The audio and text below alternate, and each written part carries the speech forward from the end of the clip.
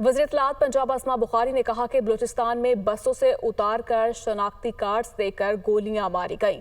पंजाब के लोगों को चुन चुन कर मारा जाता है तो इंसानी हकूक़ के चैंपियंस हो जाते हैं। पंजाब के लोगों के साथ ऐसे वाक़यात पर आवाज़ क्यों नहीं उठाई जाती? प्राइवेट अस्पतालों में हेल्थ कार्ड अब भी फ़ाल है। सेहत कार्ड की ऑडिट रिपोर्ट जल्द आ जाएगी। लोगों को घरों की दहलीज पर अद्वियात फराहम की जा रही हैं। एक बहुत अंधोनाक वाक़या पेश आया है जहां पर बाकायदा शनाख्ती कार्ड देखकर जो है वो लोगों को बसों से उतार कर गोलियां मारी गई हैं। और ये पहला वाक़या नहीं है।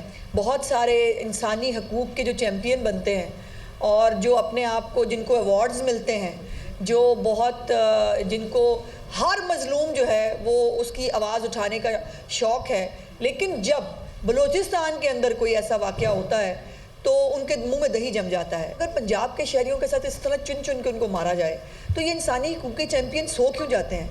इनको नींद की गोली क्यों दे दी जाती है? मैं आपको सिर्फ गुजारिश ये करना चाहती हूँ कि हेल्थ कार्ड अभी भी जो प्राइवेट हॉस्पिटल्स हैं उसमें अभी भी जारी है। चीफ मिनिस्टर साहिबा 1.5 साल से अगर मैं कहूँ कि उनका टॉप मोस्ट एजेंडा जो है वो क्या है तो वो हेल्थ है।